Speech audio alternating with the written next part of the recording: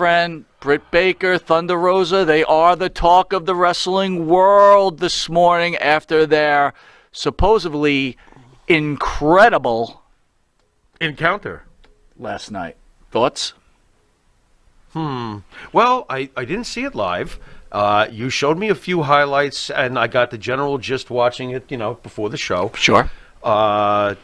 How enthusiastic is the internet response before I fully answer this? How are they treating it? Is it like, did we just one really great match? In fact, I've heard some of the internet analysts or pro wrestling analysts out there. And by the way, can we I don't want to get too deep into this, but again, I want to explain to people something, right? We're old school wrestling fans. We love this sport. It's enjoyable. True. But guys, you have a wrestling talk show, whatever. Don't get so serious that you made predictions of wrestling matches and you got them right. I mean, this is, if you're not making money betting on something, it's really not that impressive that you've got a scripted show correctly done. You know what I'm saying? It's like, stop. It's fun to do predictions. Yeah. But to sit there and go, I predict Radar is going to hear choppers. Like MASH. It's pretty good. It's a TV show. It's scripted. Thank you. So what are you predicting? I predict that Oscar Madison is going to be messy. Thank you. Wow. Very good. I'm impressed. Really? Very good. Wait a minute. There's people taking bows for this kind of stuff? Is there really? Anyone that does a podcast, and by the way, everybody, where I broadcast, Russell Campbell, good to see you again, my friend. Always good to see you. I haven't checked your shirt. Did that arrive? I looked at tracking, and a couple of days ago, it didn't arrive. It messaged me on the old tuber. But anyway, my whole point before we get into Britt and Thunder Rosa, it's just like, stop. Stop acting like you're doing something impressive by figuring out who won I told you that this was going to be a triple threat 3 months ago. You know already how I feel about making predictions anyway. Sure. I'm in this to watch and enjoy. I'm not in this to come across as Mr. Smarty Pants. I'm sorry. Oy, dear Lord. Well, anyway. Britt Baker, Thunder Rosa. Yeah, as far as the match goes, there was a couple of awesome high spots. Like the thumbtack thing was freaking great, and the table thing was freaking great, and the blood was freaking fake. How about them apples? What you say to that? Well, I will tell you that looked like, when you Gene Simmons when you questioned me on it, before the show we reviewed the match, and you're damn right. I thought it was fake. Fake blood. Yeah. Fake blood.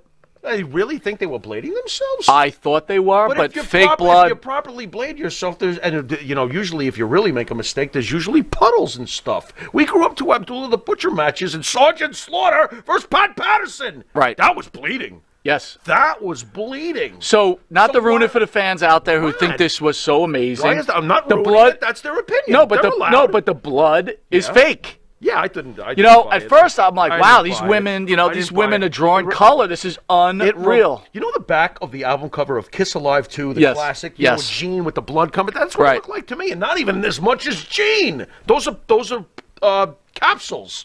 They're capsules. So does that take away from the match, in your opinion? Let's not forget they used the thumbtacks. It actually doesn't, and I think it's cool that they bled on cable TV. That's cool. Right. That's cool. It's a good match, but I'm not about to call it Sasha Banks versus Bayley in Brooklyn NXT TakeOver. Well, it's funny that I know it's a different kind of match, so don't get smart with me. Anyway, go on. It's funny that you brought that up, because my whole point is... covering all ground. Unfortunately, look, we're not trying to shit all over Britt Baker and Thunder Rosa. Britt Baker's awesome. But again, when you compare them to the WWE roster of women, it's not even close, man. The match itself is okay. That was a good match. They did They threw themselves through some tables. They threw themselves through some chairs. Good. They drew fake color, which is disappointing. If they really drew real blood, it makes it more impressive. Okay. Some of the high spots, through the chairs, through the tables, through the thumbtacks, it was fine. It was fine. But again, you said it was no Sasha Bayley match at NXT. No, that was a clinic. Yeah, it's not even close. That was an absolute clinic. So again, we're not shitting all over AEW or Britt Baker or Thunder Rosa. Hell no. No, it's just our opinion on it. I mean, I think it was a decent match, but anyone who's declaring it some sort of, breakthrough, I've seen women bleed before, and much more convincingly in some cases. Well, I heard some even if they were by accident, Nia Jax, Becky. Well, yeah, well, whatever. But that was real blood. That was great. Well, I heard analysts saying that if AEW doesn't draw 1 million people just watching, where they break it down by segments, it's a total failure. Which, meaning that AEW's not hitting the 1 million mark, right? People are shocked that people, they're it's getting not close though, right? I mean, aren't they getting close at least I recently? guess. They've been in the 9s. Look, I think they're doing fine for what they are. Thank you. Not what people think they are or what they think they're gonna be. Let's see what happens with all of that. So far, they've done fine. I don't really consider them like any different than. Wow. I mean, are they really going to even have the impact that ECW had back in those days on this business historically when all is said and done? I would say if you went back and looked at TNA compared to AEW, okay, TNA was a better product. TNA had a really great time period. Yeah, they really did. They had Samoa. They were drawing 2 and 3 million viewers. Samoa Joe. Yeah, they had a young AJ Styles. They had Kurt Angle in his prime. But remember, Sting, who still had many years left. But remember that people didn't respect TNA, even back then. Right. So that's so weird how people are so quick to embrace AEW. But you're right, TNA was always like the reluctant stepchild in some ways. Sure. That's so strange. All right. Nothing. Well, wow. That's shoe fits. Shoe fits. I don't know. Fits. I don't want, I've had my fill of. Hello, I'm here. I'm your WWE champion, and I'm the greatest thing ever, and I'm going to beat you up. That doesn't even sound like that. Sounds like who does that? Was that Salvatore? I have no idea. What's that? All I know is I am done with McIntyre. Okay. All right. What do you got here, man? You got a Pro Wrestling Illustrated picture book here. What's this all about? Well, not to depress you, but remember in the old days when we used to run to the stationery store? First of all, it's awfully thin, by the way. And it's $7.99. Can I just hold this for a second? Yeah. People, I don't know. We're a bit older than you, but look at the thickness. It's for $7. This Pro Wrestling Illustrated. It's $8. How ridiculous is that? And again, this is the guy on the cover. I mean, back in the day, if I was a kid, you wanted to see Ultimate. Oh, go ahead. No, you're right though. No, back in the day, I gotta get that. Look at that. That guy's soup. This guy looks like he was ordering an egg sandwich this morning from the deli I was at. Oh, let me see this guy. And then got into his truck to deliver flowers. Thank you. Me, really? Are you serious? I tell you what, though, you should see him flip and flop when his hands are in his pockets. You leave him alone. Oh, please. You leave him alone. But I find it amazing, though, that back in the day when we would run to that stationery store, remember some of the covers? You had a cover of Ric Flair and Greg Valentine covered in blood. Or you had Bob Backlund with Hussein Arab and when he was Hussein Arab in the abdominal stretch. Right. Or you had some. I look at this, folks. Seriously, and you wonder why we want Brock fucking Lesnar. Look at this. And by the way, if anyone's out there going, hey man, this came out in January. Well, this is, we do a lot of interviewing and we do a lot of shows. We've been busy. We're just getting to this, but it's still important and needs to be discussed. Yeah, it should be discussed, and I'm disgusted. This is horrible. But the bashing, the subliminal hatred. Wait a minute, hold on. What? I'm sorry. What? I know people love him. No, don't you start with him. I love him. This is the biggest heel going in professional wrestling. He's great. Dude with a scarf. MJF, just saying. Dude with a scarf. This is the heel. So we had Piper, $1 Million Man, by the way, who will be in studio. Iron Sheik. Greg Valentine. Jake the Snake Roberts. Oh, my God. And this is what you get. Dude in a scarf. Go ahead. Next. I like him. All right. Oh, that's rough. That's just... Look at that scarf. Oh, for God's sakes. You're right. All right, fine. Okay, let's go on to some of the achievement awards, folks. Well, here's one that I actually agree with. Let's see if you can take it. Rookie of the Year. Who is the Rookie of the Year? This one made sense to me. I'm going to go with Orange Cassidy. It's not a rookie. He's been torturing us for a couple of years. It's Dominic Mysterio, which I actually agree with. I actually remember when he first came up, we were both marveling at how quickly he had taken to things. By the way, I want to tell you, for PWI readers, when you get the Rookie of the Year, more than likely your career is going to be shit. You're going to be a bomb. And I will tell you that. I mean, every so often, Steve Travis! Thomas. Thank you. Oh no, oh dear. No, I think there was a bunch. Eddie Gilbert. Brad Rankins? Brad Rankins, yeah. I think so. We could be off on these things, but you're right, though, in general. If you win that award, you might as well just retire. Okay, but here I hope you're with me a little bit on this. Okay. This is where, I love it because it's so obvious PWI is AEW slanted, just like those internet maniacs. But that's okay. Good. That's all. We still love you guys. Don't get too mad. Come on. It's just wrestling. Come on. Anyway, most improved wrestler of the year. Like the guy was having such an off, here he is. He's the most improved, and you'll see how angry I'm going to get about this because I'm correlating this to wrestler of the year. I'm going to go with most improved will be Marco Stunt. Dude, Drew McIntyre. Drew McIntyre most improved. He beat Brock Lesnar at WrestleMania, and what do? Walk up to him and go, "You've improved, buddy." That's pretty funny. This is ridiculous. Most improved is Drew McIntyre killed everybody this year.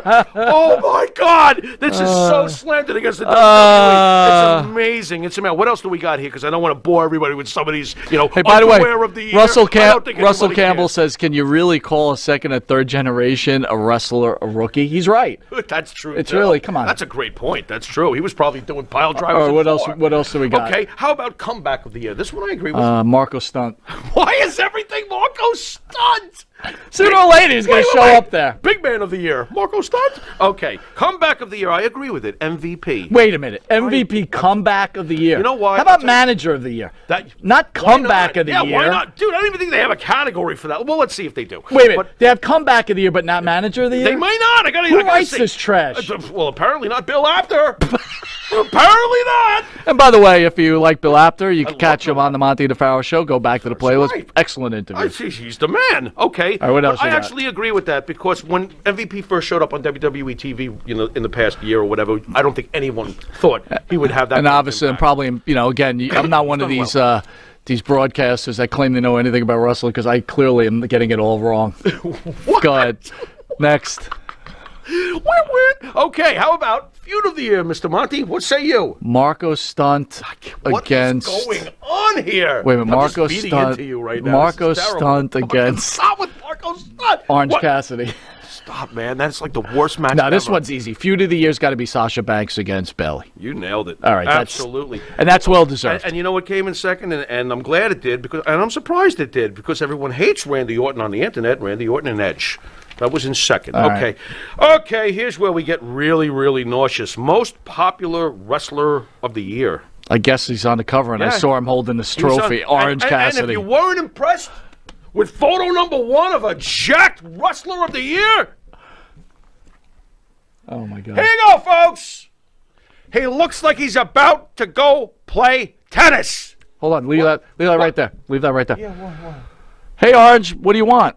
Give me an egg sandwich with bacon on a roll with a cup of decaf coffee. All right, Orange, talk to you. Do you want some orange juice on with the orange? Oh, that's right. He doesn't speak. I forgot.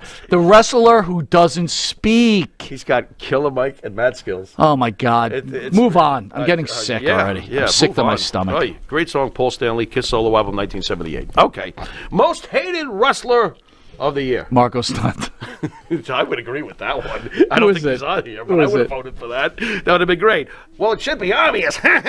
Seth Rollins, baby. He's the most hated? He should be most hated. They hate him. Oh, God, the internet hates him. Come on. But you know what's funny, though? Coming in second place, who I think actually technically should have won it, was Roman Reigns. So wait a minute. The guy with the scarf who's supposed to be the biggest heel is not the most hated wrestler of the year? No, he's third, and Roman Reigns actually got more votes than him. Again, oddly enough. If but that's you hate, they just hate Roman Reigns. If a guy is supposed to be a bad guy, right, or a heel, right, and this is a magazine covering a scripted sport, sure, shouldn't you make that guy your most hated wrestler of the year? Sure. No, instead you take. Well, Seth they already Rollins. got this. They don't want to be too obvious in their bias. Come on, dude. Though, what I've also find interesting about this, for those of you who are still paying attention to these things, because I am.